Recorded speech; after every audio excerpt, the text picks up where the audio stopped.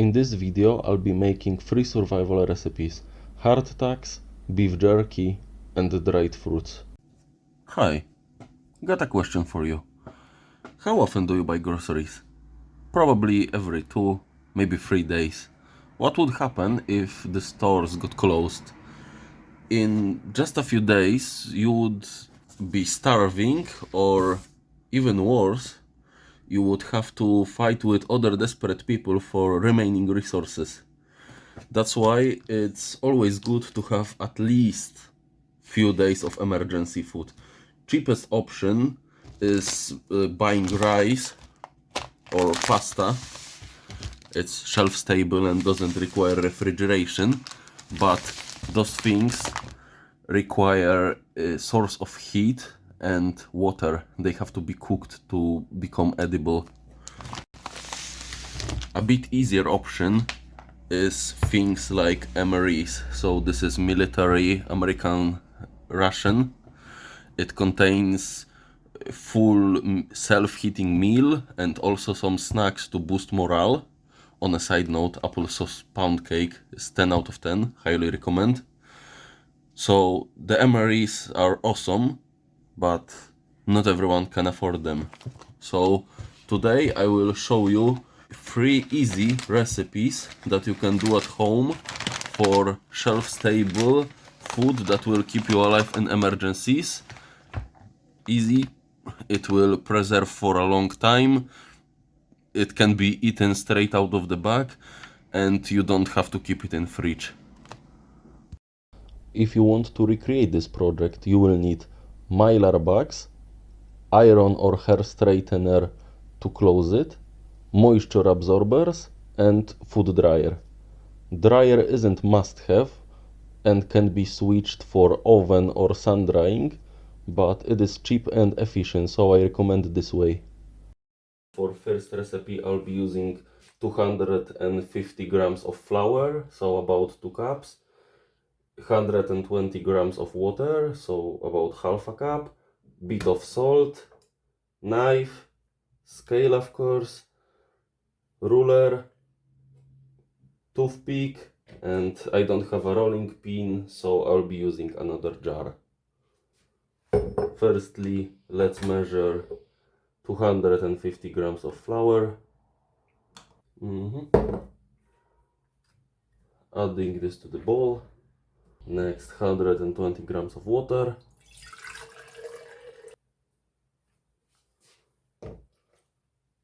And a bit of salt. Now I will have to knead it a bit. Okay, so after kneading it, I have a bowl of dough, and then I can start rolling it.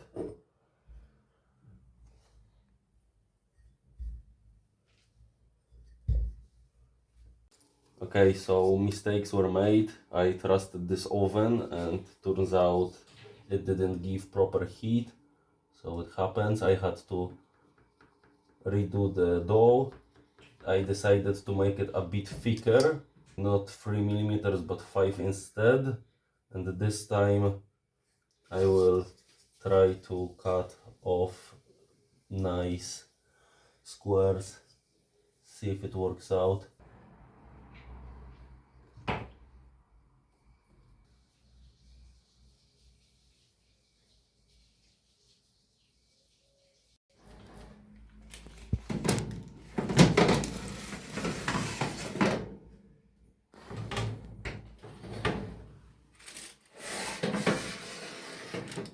Okay, so they look done. In total it took about 1 hour and 20 minutes. So let's make a marinade for the beef jerky. I'll be using 150 milliliters of soy sauce that I got from various sushi boxes. Okay, 150 let's say. Okay, then 100 grams of sugar,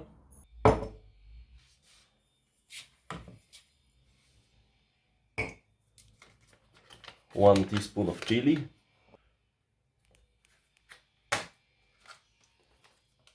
1 teaspoon of garlic. Let's add a lot. 1 teaspoon of oregano. And now it's time to add 1 teaspoon of thyme.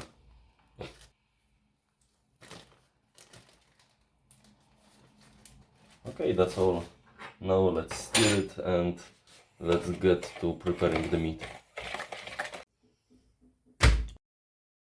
Here I have over 1 kilogram, so about 2 pounds of beef leg. As you can see, it doesn't have too much fat. You don't want fat because it won't dry and it may go rancid in some time. I put it in freezer for about 1 hour so it's easier to cut. And now I will try to cut, like, let's say 7-8 millimeters. Okay guys, so it turns out that this side of the cut was very lean, but this one isn't. As you can see, here is some fat. We don't want this, but I'll be honest, I don't have like a great knife skills with meat, so I will probably just get rid of this one and turn what's left and this little bad boys to burgers, because I don't want to waste any food. But yeah, still pound of beef jerky, at least not dry, it should be enough.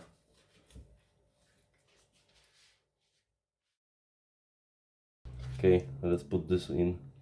If you are enjoying this video and would like to see more, please like and subscribe.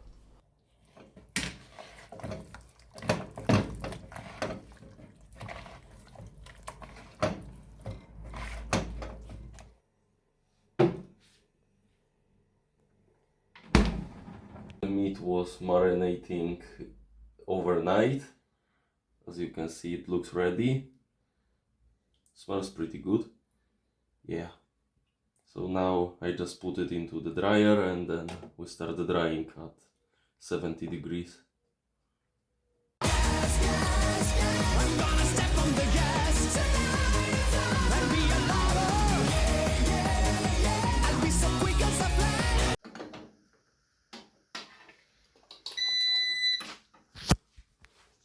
So now that it's done, we want 70, maybe 75 degrees.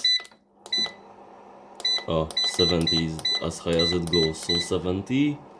And we will check it in 3 hours. So it was drying for 3 hours. Now I will change it because the one on the upper side isn't as dry as it should, so now the other way around. And now another 2 hours, let's say.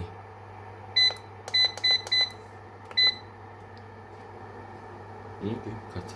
Got pretty dry. As you can see, it came out pretty tasty because one tray is already empty. So we can now transfer it to the jar. Come down. Yeah.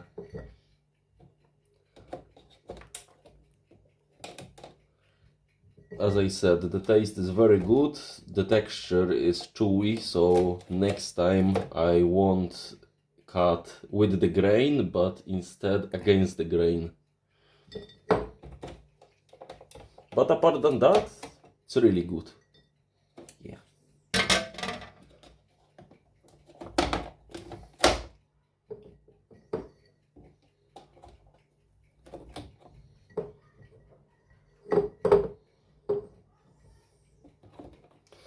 And maybe next time a little smaller pieces, because those are pretty chunky boys. But yeah, as a first try, I'm really happy with myself, not gonna lie. Oh, like, see this? This is correct size in my opinion. This one, it's still okay, but it's pretty good, pretty big.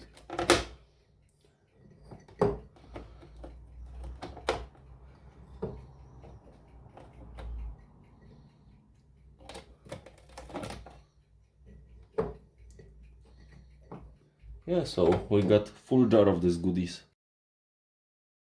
Okay, let's make dried apples.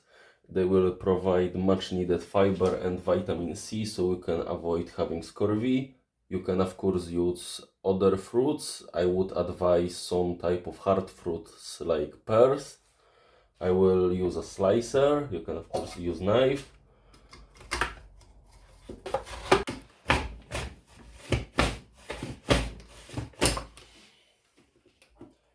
So those ones are really fresh. And now to the dryer they go.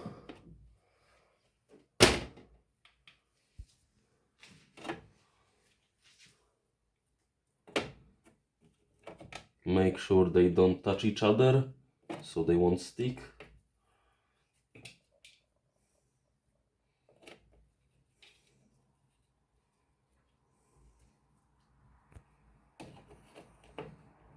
Hey.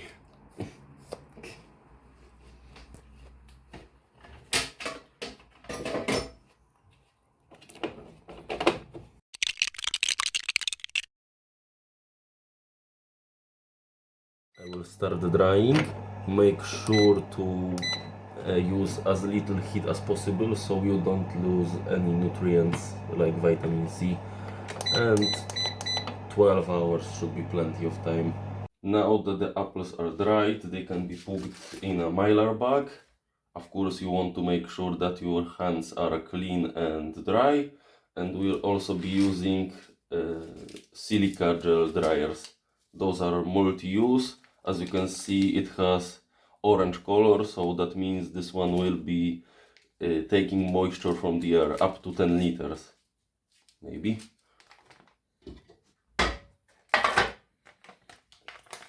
Oh, and this mylar bag also have a zip lock, so it can be reused later after sealing. Also, this bag is not transparent, so it doesn't let through UV rays, but you still want to put it away from the sun and heat. So the bag looks almost full. Now let's put the silica gel. Squeeze as much air as possible. Make sure that nothing is in a ziplock. It is not.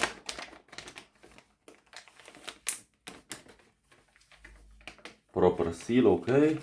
And now I can proceed to close it.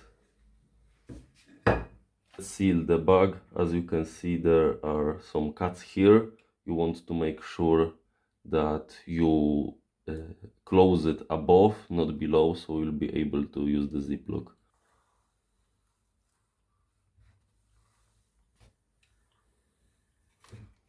Okay, looks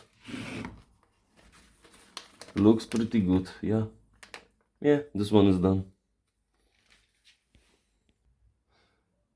And remember to mark every bag so you know what's inside.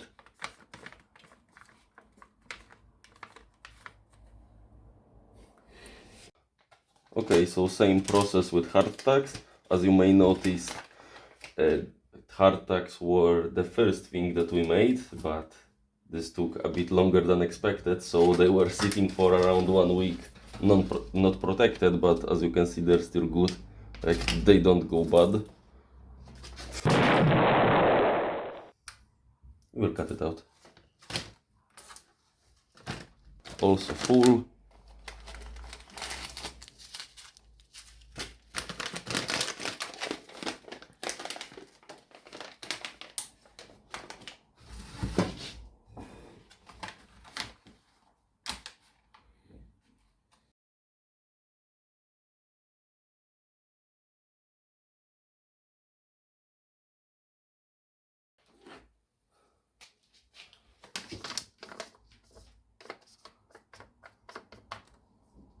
So now the last snack. As you might notice, I cut it up to little pieces for easier consumption, and I decided to dry it a bit more so it will preserve for longer. And also some of them was eaten because I said those are multi-use, so if it turns green you can just put it in the microwave and it can be used later. Check seal, get rid of the oxygen, close it.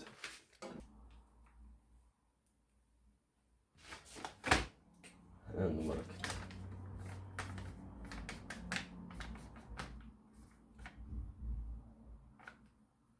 Good enough. B. Shit. Yeah, that's good enough. Okay. Cut.